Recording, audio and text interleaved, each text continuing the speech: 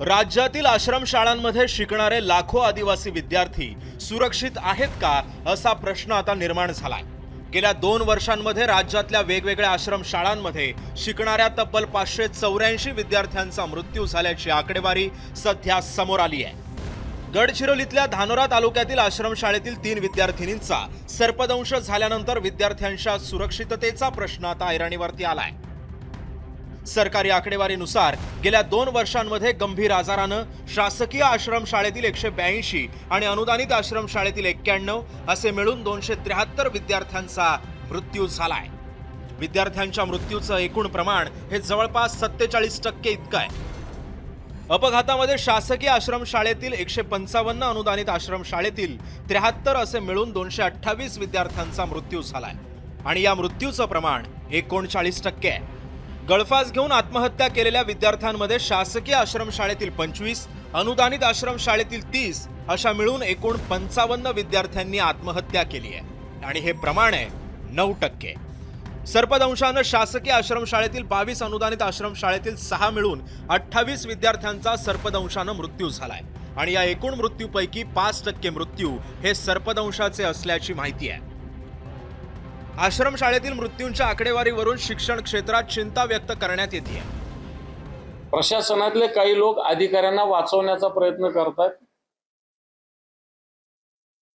म्हणून आदिवासी विभागाचे अधिकारी, मी तर म्हणेल हे आदिवासी विभागाचे अधिकारी आणि संस्था चालक मिळून या आदिवासी आश्रमशाळा भ्रष्टाचाराचा अड्डा या लोकांनी बनविलेला आहे आणि म्हणून हे दोन्ही घटक याच्यात जबाबदार आहे। दोन्ही घटकावर कडक कारवाईची आवश्यकता आहे।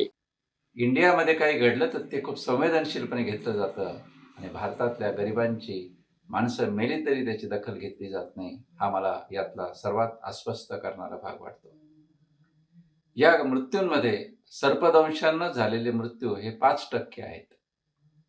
5% ही खूप मोठी संख्या आहे।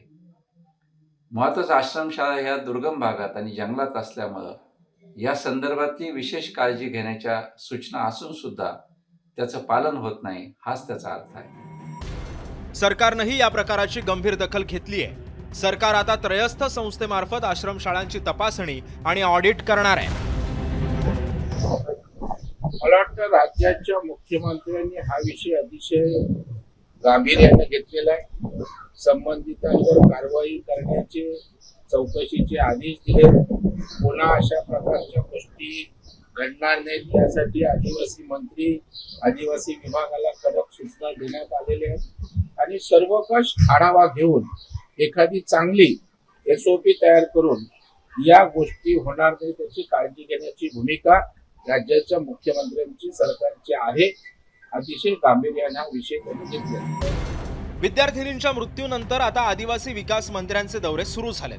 पुढचे काही दिवस सगळं काही नियमानुसार चालेल, मग पुन्हा ये रे माझ्या मागल्या अशी परिस्थिती होणार नाही ना, असा सवाल आता आदिवासींमधून विचारला जातोय। ब्युरो रिपोर्ट, जय महाराष्ट्र, मुंबई।